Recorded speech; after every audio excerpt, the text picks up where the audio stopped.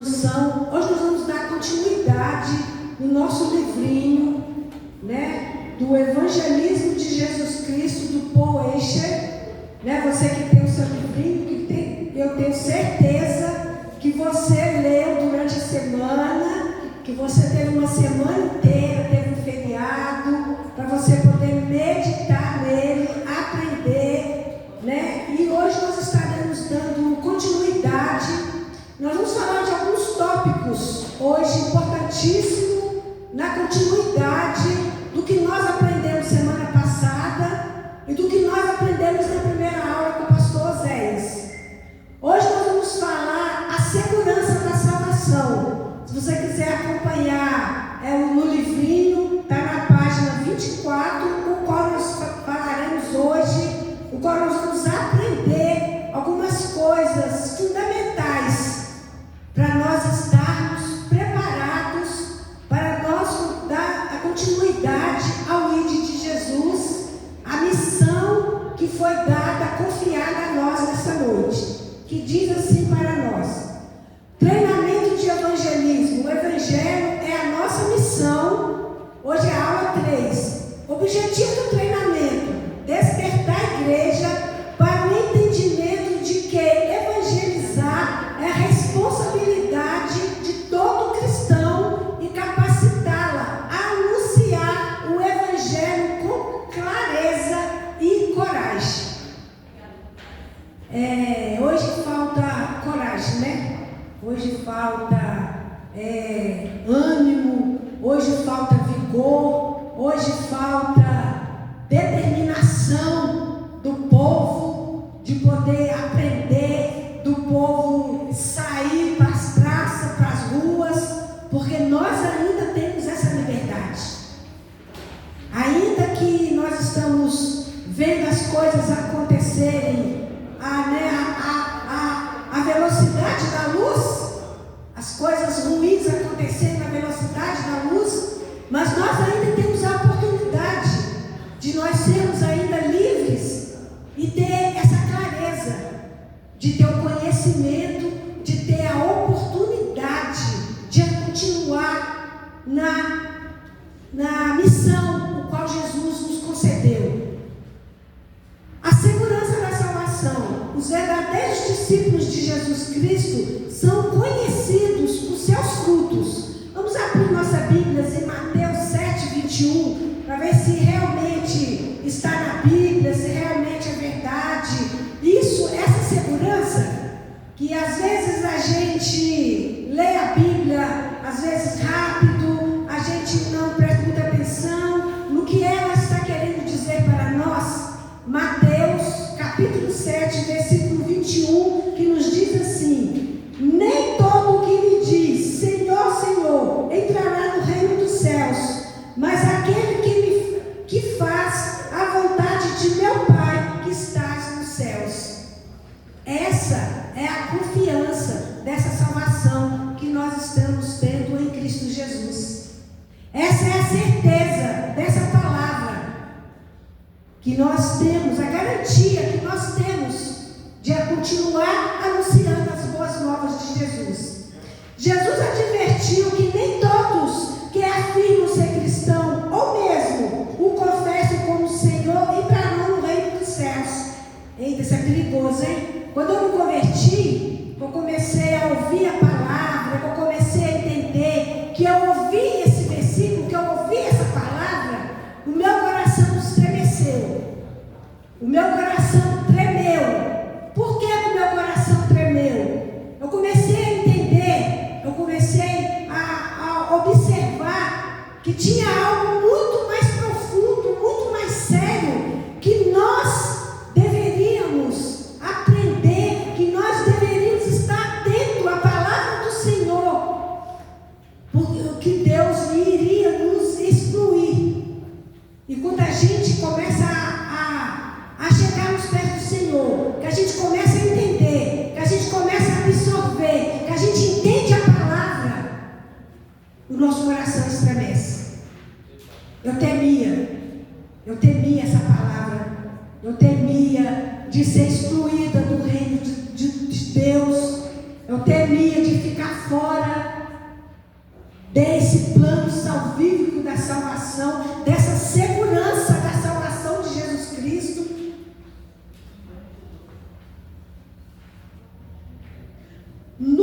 Confessam como o Senhor entrarão no reino dos céus. No dia do juízo, muitos ficarão horrorizados ao saber que foram enganados e que Cristo nunca os conheceu. Foi um choque você ouvir isso. Você está na casa do Senhor. Quando eu passei a minha primeira experiência com Jesus, eu já estava servindo o Senhor há 4 anos, na casa do Senhor, entendendo, sedenta por conhecer, por aprender, por poder de conhecer a palavra, de estar fazendo a vontade de Deus, de entender o que é fazer a vontade de Deus.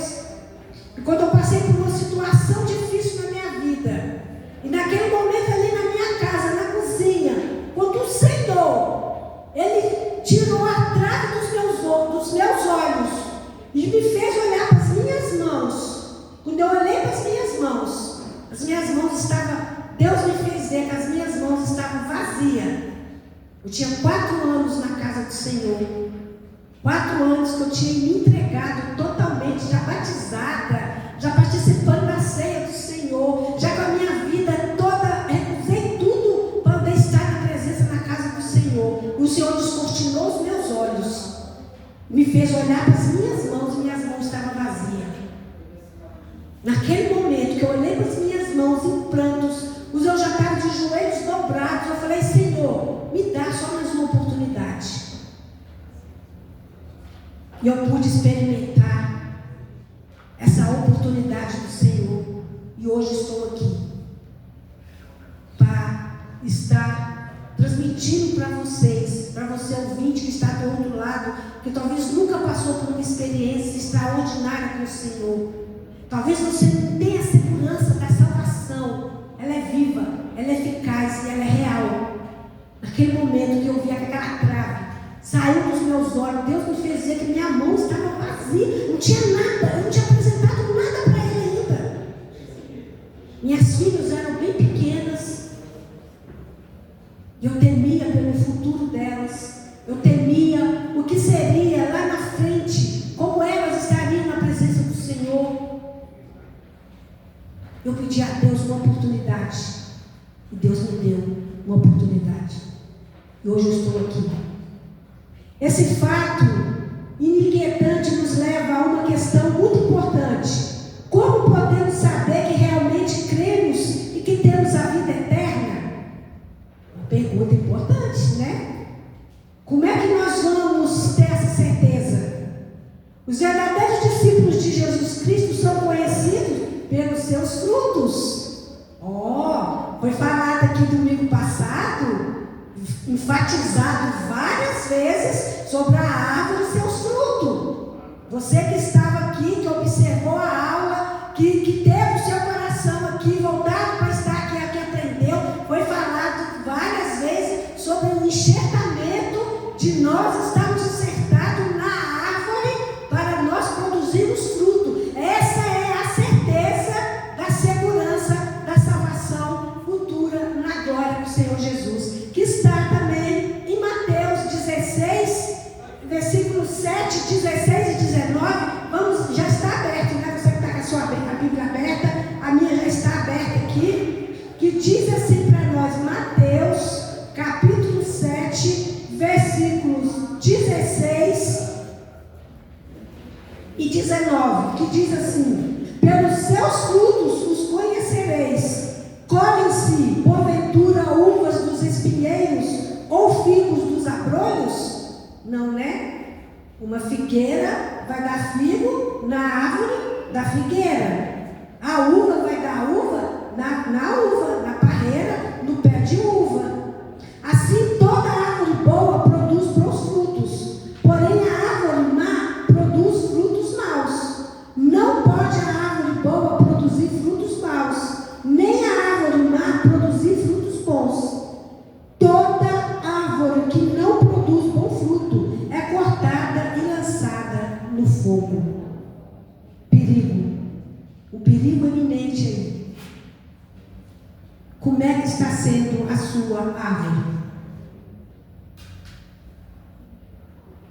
A salvação não é resultado de obras, mas as obras são evidências da salvação. Uai, como assim? Vamos abrir Tiago 2, 18, 26. Uma coisa anda junto com a outra. É como amor e perdão, eles têm que estar unidos. Se o amor e perdão não estiver unido, fica uma brecha, fica alguma coisa fora errada. Assim é a obra e a fé. Elas têm, Tiago, capítulo 2, Tiago depois de Hebreus, só virar a página, passou Hebreus, já é Tiago 2, 18, 26. A fé sem obra é morta. Que nos diz: mas alguém dirá, tu tens fé e eu tenho obras. Mostra-me essa tua fé sem as obras, e eu com as obras te mostrarei a minha fé. Crês tu que Deus é um só? Fazes bem. Até os demônios creem e estremecem. Queres, pois, ficar certo, ó homem insensato, de que a fé sem obras é inoperante? Não foi por obras que Abraão, o nosso pai, foi justificado, quando ofereceu sobre o altar o próprio filho Isaque? Vês como a fé opera juntamente com as obras.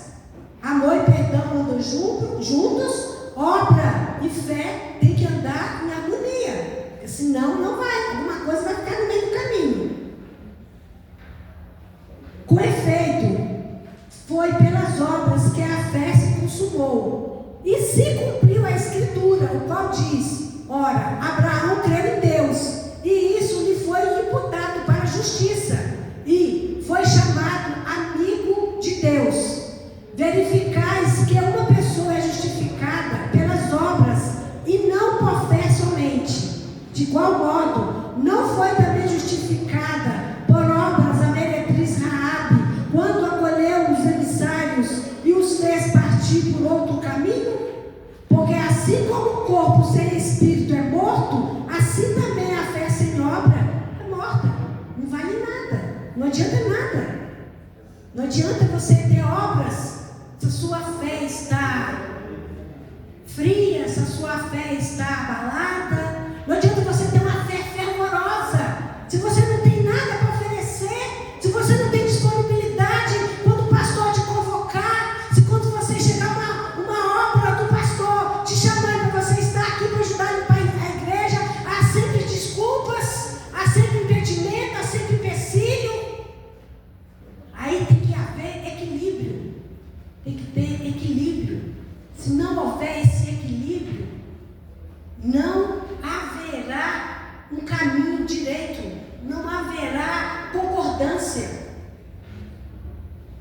A salvação é o resultado de obras, mas as obras são as evidências da salvação, o novo nascimento. Está falando ainda da segurança da salvação. A Bíblia, ela nos traz pontos, concordância. A Bíblia é toda em concordância. Às vezes nós lemos a Bíblia, eu falo por mim, às vezes não entendo, às vezes eu leio uma vez, duas vezes, aí volto, aí leio o outro capítulo, outro livro, e às vezes não chega numa determinada concordância. Aí a gente vem para o culto, presta atenção no culto, às vezes o irmão pregou aquilo que você leu em casa, e o que você não entendeu em casa foi esclarecido aqui. Eu não sei se você já passou por essa experiência, porque comigo já, minha alma se alegrou, porque o entendimento que eu não tive em casa, eu tive na casa do Senhor. Então tem que haver essa harmonia, tem que ter concordância. A obra contínua de Deus em nossas vidas. Como cristão, teremos grandes lutas contra o pecado e podemos até cair no pecado graves por algum tempo, mas Deus não permite que a gente Deus, Ele é Deus de misericórdia. O nosso Deus, Ele é um Deus de oportunidades. Evidências da conversão. A evidência da conversão está no livrinho aí, se você quiser acompanhar. É muito longo, não dá para ler, resumir, mas ele trouxe alguns pontos, eu quero ler algumas coisas importantes. A Bíblia nos ensina que os cristãos devem examinar ou testar a si mesmo para ver se eles estão na fé. Opa! Então nós temos que fazer prova da nossa fé nós mesmos? Temos. A Bíblia nos dá esse respaldo de que nós devemos nos examinarmos e prestar atenção se de fato eu estou ligada na árvore, se eu estou enxertada na árvore de produzir bons frutos. Vamos abrir lá em 2 Coríntios 13:5 para a nossa confirmação nessa noite. 2 Coríntios, capítulo 13,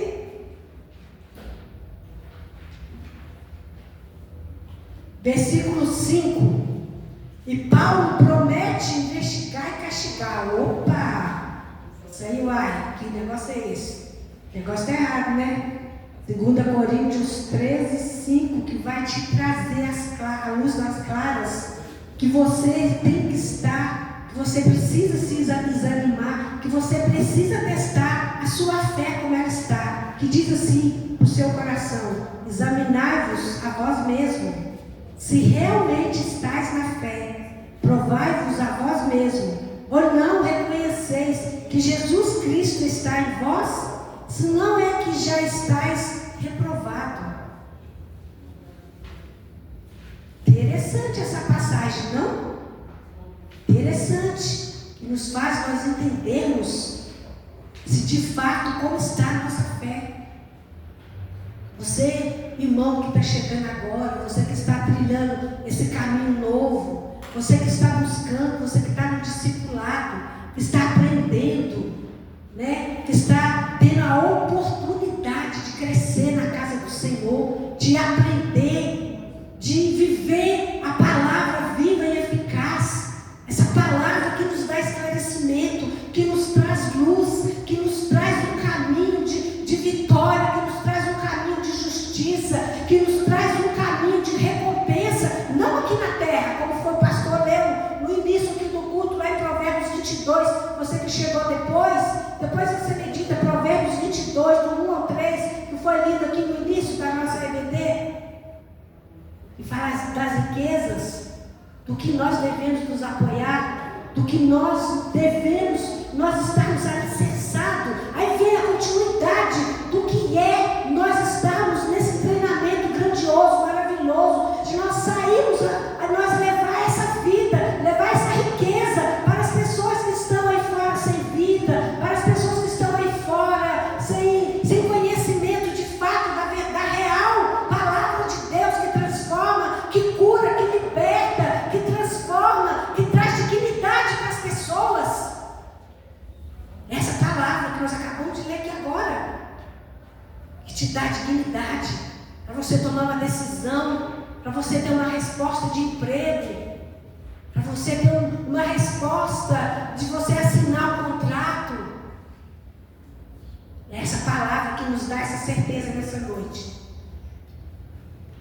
A Bíblia nos ensina que os cristãos devem examinar-se. Um livro para si, para ver se estes são na fé. Você sabia que existe um livro na Bíblia escrito especialmente para este propósito? Tem um livro na Bíblia especificamente com esse propósito, que te dá certeza da evidência da sua verdadeira conversão, que é 1 João 5,13. 1 João é os últimos livros antes de Apocalipse. Interessante, né? Talvez você nunca atirou para isso, talvez você já leu a Bíblia tantas vezes e você nunca prestou atenção que existe um livro que te dá essa segurança para você nunca mais temer, para você nunca mais ter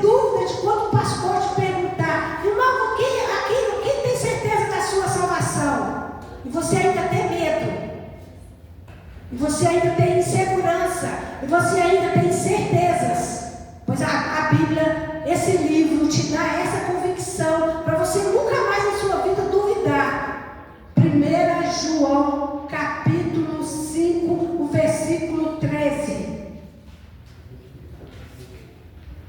Estas coisas vos escrevi a fim de saberdes que tendes a vida eterna, a vós outro que credes em o nome do Filho de Deus.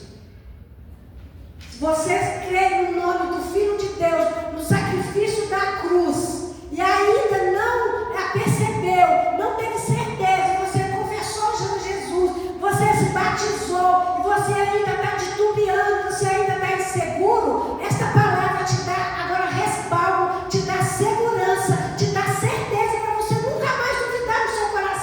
No momento de tribulação, no momento na hora que você estiver evangelizando uma pessoa, que ela vier com coisa na sua cabeça e te trazer insegurança, você vai lembrar desta palavra. 1 João capítulo 5, versículo 3, para você guardar profundamente no seu coração. Essa é a certeza da verdadeira evidência de que você é um salvo, de que o seu nome está escrito no livro da vida, e de que nada e ninguém pode tirar o seu nome de lá.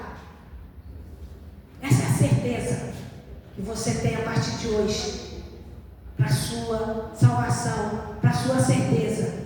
Expõe várias características de que serão encontradas em alguma medida na vida de todo verdadeiro cristão. Eu separei alguns benefícios aqui, porque tem vários, são longos, mas você que está com o livreto, você vai continuar com ele, você vai ler na sua casa, você vai aprender, você vai alicerçar, porque a aula é resumida, a aula é pouca, o tempo é pouco para poder explanar tanta riqueza. Mas oxalá que nós temos essa oportunidade de estar tendo essa oportunidade de nós anunciarmos um bocado, de alcançar você a se investir mais no tempo de aprendizado, de conhecimento, de riqueza da palavra do Senhor. Os benefícios da salvação. O cristão é regenerado. Está lá em Tito 5,3. O cristão é justificado. Romanos 5,1. O cristão foi adotado. Está lá em Gálatas 4,5, Efésios 1,5. O cristão é habilitado pelo Espírito Santo de Deus. Está em João 14, 16 e 17. O cristão recebeu, a vida eterna. Está em João 17, 3, que é a continuidade do que nós acabamos de ler em 1 João 5, 13, a sua certeza. Oh, glória a Deus, aleluia. O cristão é a nova criação de Deus. Está em Romanos 8, 28, 29, Efésios 2, 10, Hebreus 12, do 5 ao 11. O cristão é glorificado. Glorificado. Vamos abrir Romanos 8, 11, para ver se é verdade mesmo, se que nós somos glorificados mesmo. Romanos capítulo 8. Romanos capítulo 8, versículo 11.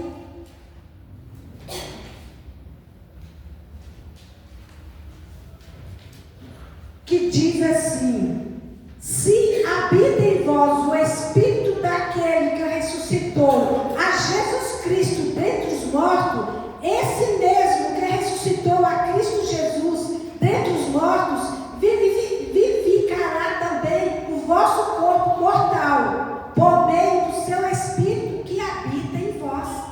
Olha a confirmação aí, de que nós seremos glorificados naquele grande dia. Que recompensa nossa, hein? Que grandiosidade, que privilégio para nós, de nós termos esse privilégio. Em 17 também fala do 29 ao 30, 1 Coríntios também fala, 15, dos 53, 54, te dá essa certeza de que você é glorificado, que o verdadeiro cristão, ele é glorificado. 1 1 Tessalonicenses 4, 16 e 17. Aí você que está com o seu livreto, se você ainda não leu essa semana, você tem a oportunidade ainda de colocar em prática, de ler o restante, porque são vários tópicos de como dos benefícios da salvação. Você lê em casa. Glória a Deus. Como devemos viver? Nós devemos ter uma vida separada do pecado, separada da mentira, separada das coisas, dos enganos, das sutilezas que o mundo trabalha, que o mundo traz, das influências, do que a internet traz, que sem maldade, a falsa inocência da internet, mas que por detrás tem algo profundo, algo destruidor, algo devastador. A Bíblia nos chama a viver de uma maneira digna do nosso chamado. Efésios 4:1. Para crescermos em conformidade à imagem de Cristo. Romanos 8:29. E para caminharmos nas boas obras que Deus nos preparou para que nós realizássemos. E quais são essas boas obras? São tantas. São tantas boas obras que nós devemos viver, que nós devemos praticar, que nós devemos colocar no nosso dia a dia, que nós devemos praticar na escola, que nós devemos praticar no trabalho, que nós devemos praticar na fila do banco, na fila da lotérica, que nós devemos deixar em evidência, como foi falado aqui, no culto de quarta-feira, como é que nós estamos nos apresentando, onde nós colocamos a planta dos nossos pés, onde nós estamos nos identificando. Se nós somos alguém olhar para nós e ver, aí tem algo diferente nela, aquela ali é diferente, aquela ali tem algo muito especial. Fim de semana passado, eu trabalhei no buffet lá em Brasília, muito chique, lá no Parque Way. Trabalhei com a gente grande, para a glória do Senhor Jesus. Meu Deus, como Deus deu força, foi trabalho. Mas a alegria, mas a recompensa do Senhor de renovação, mas o brilho do Senhor na face.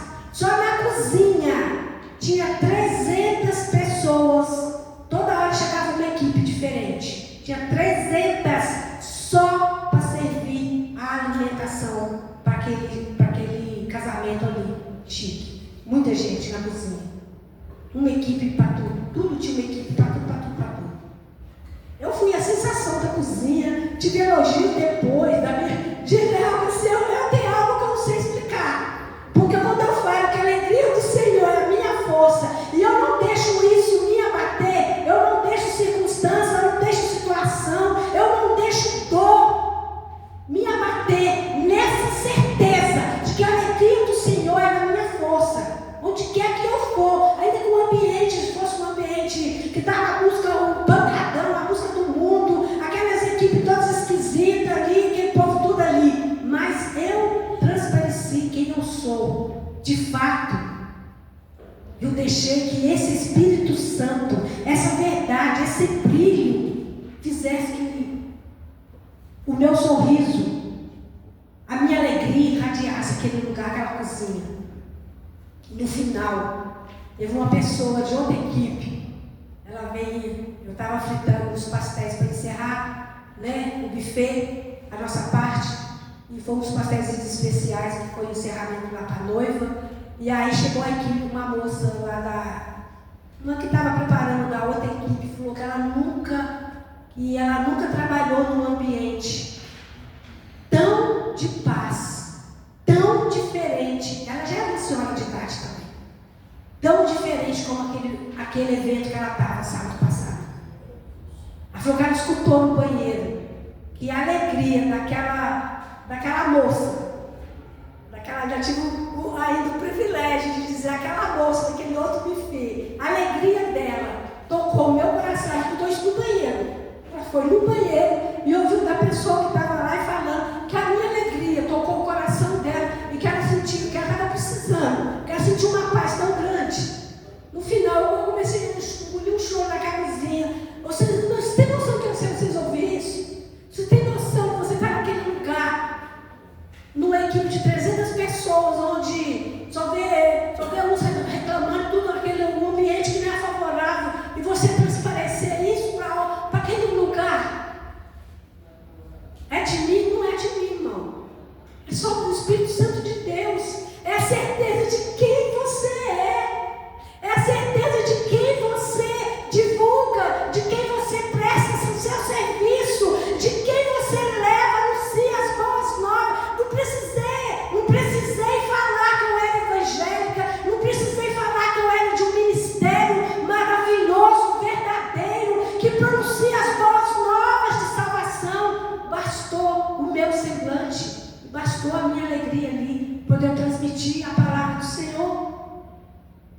Não precisei cantar, não precisei sapatear, mas o testemunho, a evidência de como nós devemos viver no Espírito Santo, que foi lindo aqui, faz toda a diferença. Irmãos, eu fico triste quando eu vejo um irmão vir na casa do Senhor, o culto está lá, o louvor que está mandando, irmão, está mandando energia, está te queimando, enquanto tem irmão que está com o bico, que está com o mundo, que está em outro planeta, parece que ele está aqui na casa do Senhor. A diferença, nós estamos aqui aprendendo, nesse treinamento de evangelismo, a quanto nós vamos fazer, nós no domingo que vem vai ter a prática, e que você vai ter medo, você vai ser tímido, nós vemos aqui no início, né? Você vai ter medo, você vai ficar encorajado, você vai recuar. Nós temos que, mostrar esse Jesus de alegria, mostrar esse Jesus que é a nossa alegria.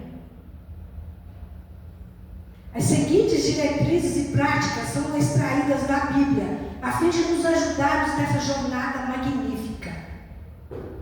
É uma jornada que tem suas recompensas, é uma jornada que tem os seus afazeres, é uma jornada que tem as provas, tem as lutas, tem as dificuldades, mas tem as recompensas. O estudo da Bíblia, devemos crescer em nosso conhecimento de Deus, em nosso conhecimento de tudo que Ele fez por nós em Cristo e em nosso conhecimento da sua vontade para nossas vidas. Devemos ser fortalecidos em nossa fé, encorajados em nossa obediência e conformidade à imagem de Deus. 3 coisas que nós devemos investirmos, que nós devemos ser obedientes. Nós devemos andar encorajados, nós devemos ser obedientes e nós devemos ser conformados com a imagem de Jesus Cristo para nós. Se nós não tivermos esses 3 pilares, com certeza nós vamos capengar. Com certeza, em algum momento da nossa vida, a gente vai abandonar a fé. Nós vamos deixar de lado. A Bíblia é inspirada por Deus e é proveitosa para ensinar, repreender, corrigir e treinar na justiça. Está lá em 2 Timóteo 3, dos 15 a 17. E por esse motivo devemos ser diligentes para conhecer suas verdades e aplicá-las em nossas vidas. Jesus disse: não só de pão viverá o homem, mas de toda palavra que procede da boca de Deus. Está em Mateus 4:4. Não é só de pão, irmãos, é da palavra do Senhor. É do conhecimento, de andarmos com Jesus. O livrinho ainda, irmão, o tempo não vai dar. O livrinho, você que está aí com ele, você que tem ele, né, que tem algumas recomendações, que tem algumas orientações ainda, que tem muitas coisas gloriosas ainda, que tem muitos ensinamentos preciosos. O crescimento em santificação, vira a página aí, que é a última página do livreto. A Bíblia nos ensina que a santificação, o nosso crescimento pessoal,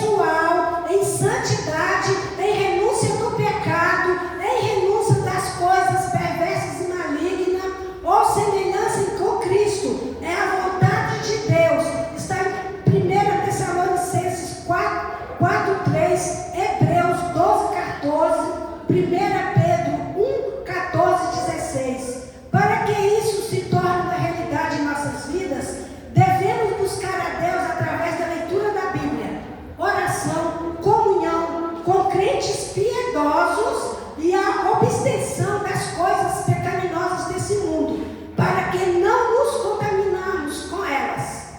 Olha quantas recomendações, quantas orientações para nós nos alicerçarmos contra o pecado, contra astutas contaminações de o que chega até nós. Servir a Deus na igreja local. A Bíblia nos ensina que todo crente é parte de um sacerdócio real. O pastor já pregou isso aqui outro dia, né? Os domingos desse para trás, que falou sobre 1 Pedro 2:9. A pregação dele foi sobre esse sacerdócio real, de esclarecer o que é o sacerdócio real. Foi uma pregação divina, maravilhosa, que nos trouxe grande conhecimento, que nos trouxe grande aprendizado e que nos trouxe uma clareza à luz da palavra. Cada um de nós recebeu dons espirituais. Você não é só um membro que vem, senta e vai embora. Você tem dons. Ah, mas eu ainda não descobri qual é o meu dom. Talvez seja o dom da oração. Talvez seja o dom de você dar oferta, na oferta. Talvez seja o dom de você ajudar na cantina. Talvez seja o dom de você vir ajudar a lavar os banheiros. Isso é dom, irmão. Isso é dom de servir. E o dom de servir, ele tem vários tópicos, várias maneiras de você servir a casa do Senhor, várias maneiras de você estar trazendo a clareza qual é o seu chamado. Talvez você não tenha um dom do chamado para você ser um missionário, para você estar no campo. Mas você tem o dom do chamado de missionário, de você orar, de você ir atrás do missionário que está no campo e procurar saber dele, qual é a necessidade dele, para você estar intercedendo junto a Deus, para que Deus entre com socorro, com providência, com provisão, com ajuda necessária. Tudo isso não são chamados. Talvez você não tenha o chamado de orar, o dom da cura. Talvez você não tenha o chamado de dom de profetizar, de interpretação de línguas. Você talvez ache isso muito complicado, muito difícil. Mas se você colocar na presença do Senhor e buscar de Deus qual é o seu chamado, Deus não te escolheu para você viver uma vida inteira sentado no banco, de vir no culto, vir para a igreja, escutar o culto e ir embora para casa e nada acontecer na sua vida. E no próximo domingo ou na próxima quarta você está aqui. Deus não te chamou para isso. Deus te chamou por uma missão. Para você ajudar a servir o seu pão, que daqui a pouco nós vamos colocar em prática. E daqui a pouco nós vamos para as ruas, levar comida quentinha para quem está necessitado, levar um abraço para quem está precisando receber um abraço acolhedor. Comece a buscar de Deus, igreja, qual é o seu chamado? Qual é a vontade de Deus para a sua vida? Qual é o seu dom? A despertar o seu dom. Habilidades que devem ser usadas para a edificação da igreja local. Romanos 12, 4, 8 já te ensina, está lá. Lê Romanos, capítulo 12, versículo 4 e 8. 1 Coríntios 12, 4, 7 vai te dar a orientação que você necessita, vai te ajudar você a descobrir. Está tudo na palavra, está tudo na sua mão. Não devemos meramente nos unir a uma igreja bíblica, mas devemos servir na igreja local de acordo com nossas habilidades. Interessante, né? O ministério da igreja não é limitado aos pastores ou aos presbíteros. Os pastores devem treinar todos os membros da igreja para a obra do ministério. Em Efésios 4, 11 e 12. Vamos abrir para ver se isso isso é de fato a verdade, se eu não estou inventando, se o Eixo não colocou aqui porque ele achou legal. Efésios 4, 11 e 12. Quem achou pode ler, por favor? Efésios 4, 11 e 12. E ele designou alguns para apóstolos, outros para profetas, outros para evangelistas e outros para pastores e mestres, com o fim de preparar os santos para a boa obra do ministério, para que o corpo de Cristo seja edificado. Viu aí? Ele preparou. Ele não chamou só os pastores, não. Ele te deu várias oportunidades e você está servindo a casa do Senhor. Você começar, você jovens que está chegando agora, você jovens que talvez já tem um tempinho na casa do Senhor, que talvez nunca se atentou para esse chamado. É tempo de começar a buscar o Senhor. Qual é o seu chamado? Para você estar ajudando o seu pastor local a andar com ele, a ajudar ele a servir a sua igreja, qual o Senhor te colocou. Servir no evangelismo e nas missões, para nós darmos encerramento. É a vontade de Deus que o Evangelho de Jesus Cristo seja pregado a todas as nações e a cada pessoa debaixo do céu. Ainda tem muita gente que nunca ouviu essas boas novas. Ainda tem muita gente que não teve o privilégio de você estar ouvindo essas boas palavras, as boas novas com liberdade. Tem a Bíblia na sua mão, tem a Bíblia no celular, tem a Bíblia que você pode levar na sua bolsa para ir para o seu trabalho. Tem a oportunidade de estar aqui aprendendo. Você é livre. Domingo passado foi passado aqui uns vídeos de sofrimento dos missionários, dos que estão servindo a Deus, dos países em perseguição, da dor no coração daquele povo sedento. Eu fico vendo os vídeos do pessoal da Nigéria. Gente, é motivo de honra, é motivo de vergonha às vezes, honra e vergonha. Aquele povo não tem nada, aquele povo não tem um teto, não tem um lugar extraordinário, como é que eu vou falar isso aqui? Estrutura. Essa estrutura que nós temos, perfeita, linda. Olha que som perfeito, olha que essa gravação vai ficar perfeita hoje, vai ficar tremendo. Isso, aquele povo debaixo de uma árvore, aquele povo debaixo do nada, a alegria, o brilho na face daquele povo, adorando a esse Jesus Cristo, porque eles foram salvos, porque eles receberam a salvação. Começa a ver isso, igreja. Começa a colocar isso em prática. Começa a olhar pelos nigerianos, pelos africanos, pelos angolanos, para aquele povo sofrido, massacrado, que serve a Deus com a sua alma, que chega a arder o seu coração de vergonha de você ter tudo isso e você vir na casa do Senhor e não se entregar de 100% para adorar esse Deus. E eles lá, quando vão adorar a Deus, não é só uma hora e meia que a gente tem aqui, não. Lá é 5 horas de culto. É 5 horas que eles têm na presença de Deus, pulando. Pode assistir, não pode colocar vídeo para assistir. A alegria daquele povo lá debaixo do pé do nada, no meio da terra, no meio do nada, servindo a esse Deus, como que se não houvesse, como se ali fosse o último minuto da vida deles. Mas eles estão servindo a Deus de verdade, adorando Deus de verdade, adorando Deus de provisão, adorando Deus que supre, adorando Deus que traz alimento, adorando Deus que vai suprir o calçado, que vai suprir a roupa. E nós temos tudo e não agradecemos. E reclamamos porque o pastor passou de 5, 10 minutos da hora do culto, porque passou de 9h15. Vamos ser mais gratos. Vamos ter mais atenção na nós orarmos ao Senhor.